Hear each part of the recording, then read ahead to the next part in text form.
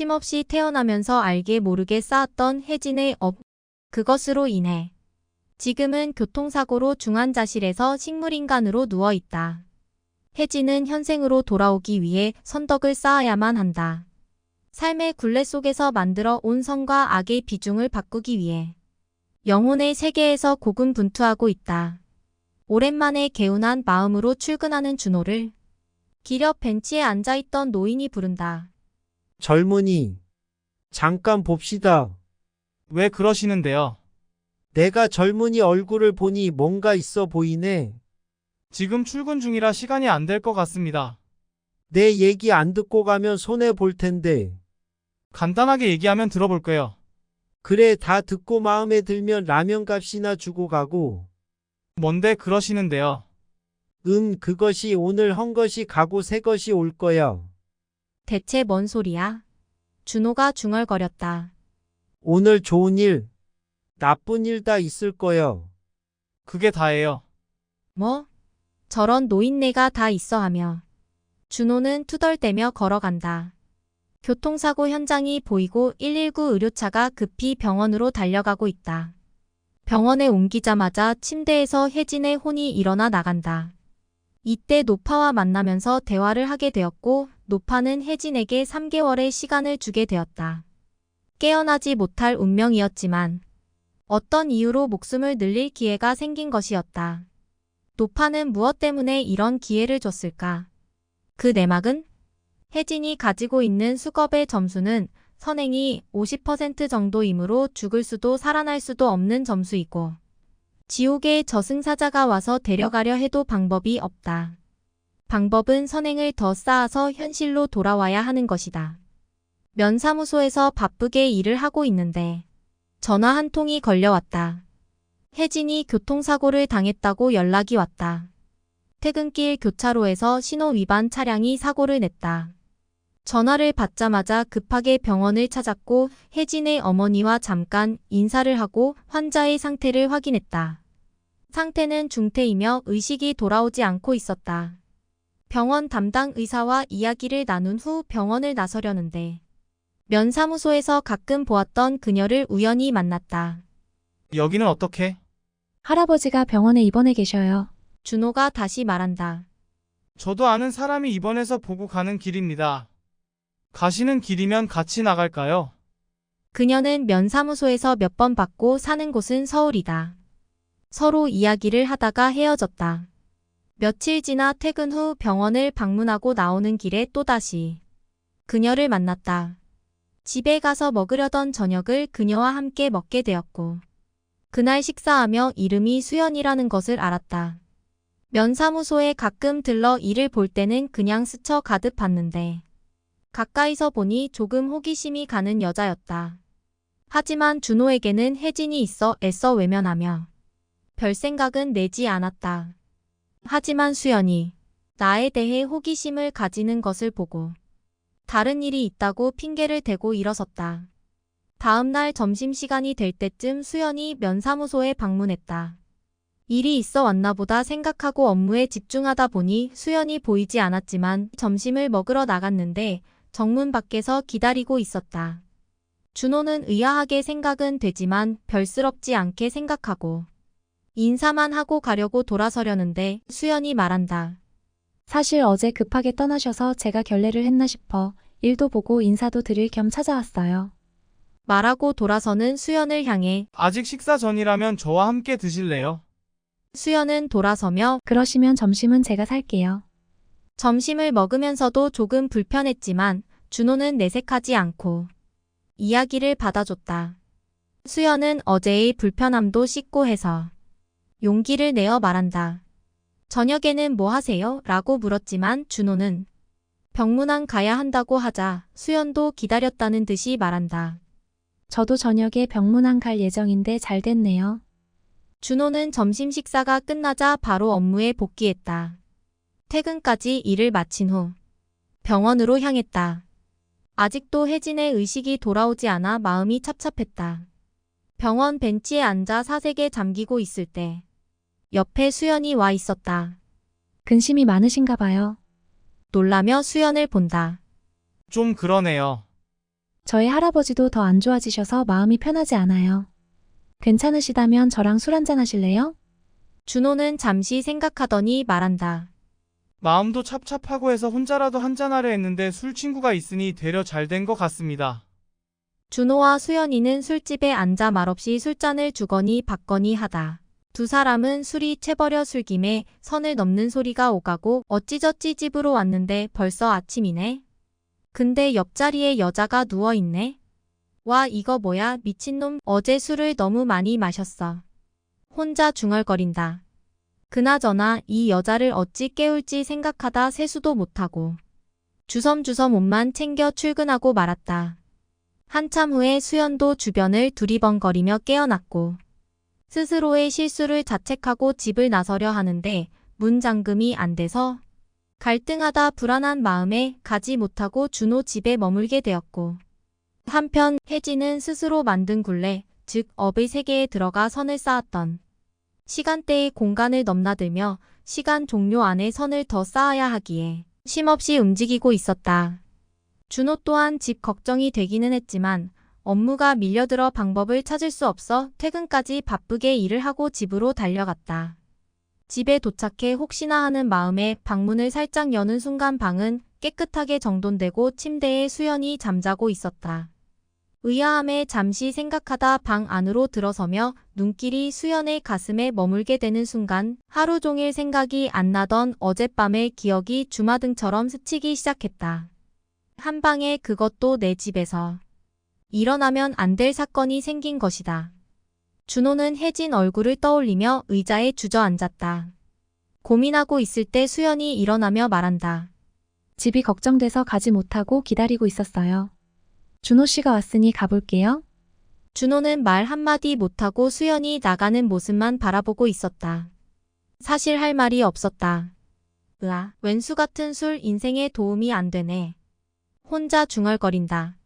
면에서 싫든 좋든 봐야 하는 사이인데 소심한 준호는 고뇌스럽다. 그날 밤 너무 고민하다 잠이 들었는데 꿈에 또다시 수연과 만난다.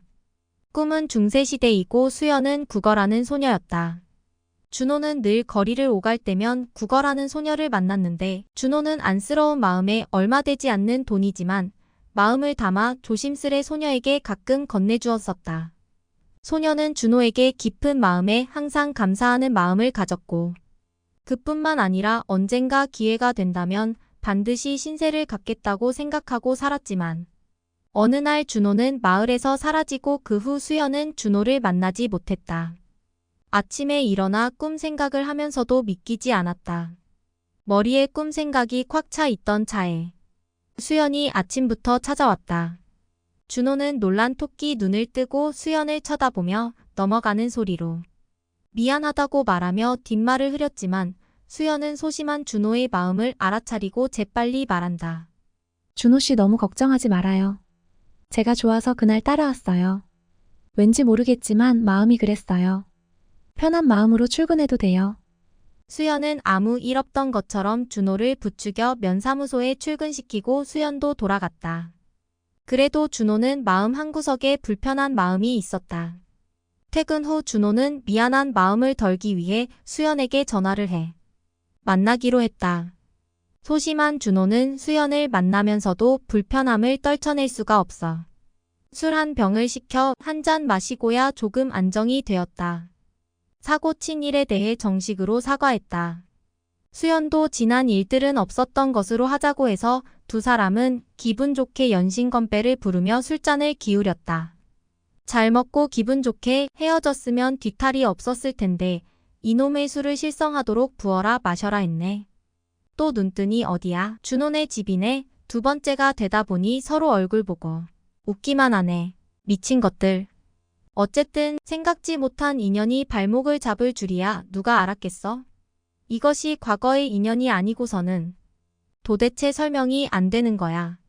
아침에 두 사람은 해장국집에 들러 편하게 한 그릇씩 하고 헤어졌다.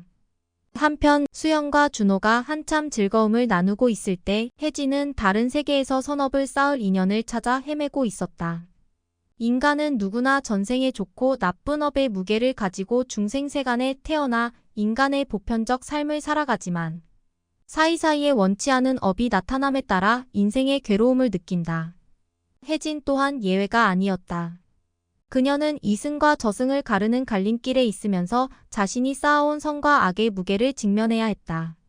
만약 악업의 비중이 높다면 그녀의 운명은 영원히 죽음의 문턱을 넘을 것이지만 선행의 점수가 높다면 현실로 돌아와 수명을 연장할 수 있지만 그 수행은 너무 어려운 과제였다. 그녀는 무의식 세계 속에서도 준호를 계속해서 떠올리고 있었고 준호와 엮인 운명의 줄을 놓지 않으려 애쓰고 있었으며 이런 마음이 혜진을 더 한층 용기를 내어 생명이 태어난 이후의 무의식 세계에 기록된 선과 악 그리고 여러 가지 업 등이 얽히고 섞인 고대와 근대 시간대를 넘나들며 선의 행위의 연결고리를 찾아 힘차게 나아가고 있었다. 이것 또한 과거세에 좋은 인연이 연결되어 있었던 부분을 헤집고 들어가 거기에 인연을 연결해야 하기에 쉬운 일이 아니지만 그보다 더욱 힘든 것은 선행을 방해하는 이상한 현상들이 많이 발생하여 쉽지가 않았다. 현실의 준호와 수연은 만남의 횟수가 늘어남에 따라 누구랄 것도 없이 자연스레 행복한 짓을 하게 되고 급기야 수연은 준호 집이 자기 집인 양 자주 찾아왔다. 준호는 혜진을 생각하면 수연을 멀리해야 하는데 뭔가 마음이 따로 놀고 있었고 멀리하자고 마음 먹었다가도 함께 술 한 잔이라도 하는 날이면 꼭 사고를 쳤다. 늘 그랬다. 전화가 오면 무엇에 홀린 사람처럼 전화를 받고 만났다가 한 잔으로 시동 걸고 종착지는 준호 집이었다. 시간이 지나 벌써 석 달이 다가오고 있었고 아직도 혜진은 의식이 돌아오지 않았다. 어느 날 수연에게서 전화가 걸려왔다.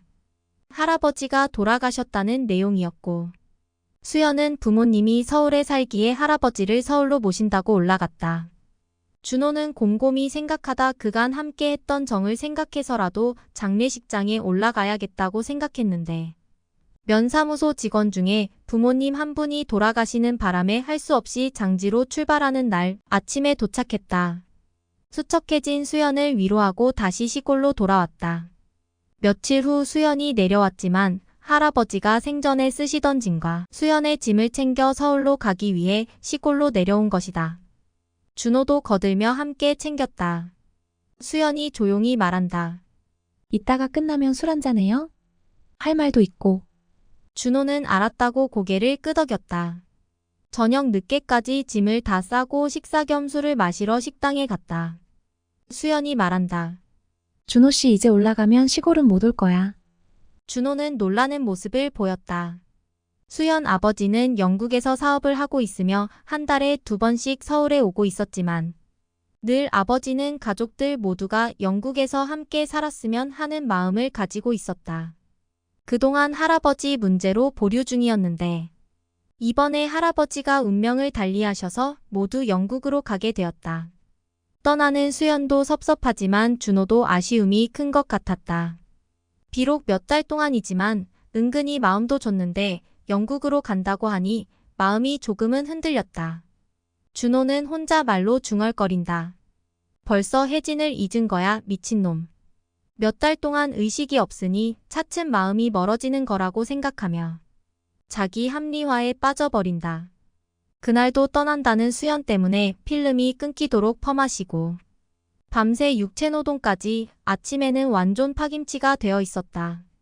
다행히 일요일이라 마음 놓고 푹 자고 일어나니 수연은 갈 길이 바빴는지 벌써 서울로 올라갔다. 뭔가 행하게 빠져나간 듯 허전한 마음으로 누워서 천정을 보며 잠시 사색에 잠긴다. 그때 꿈에 본 애가 정말 수연이란 말인가.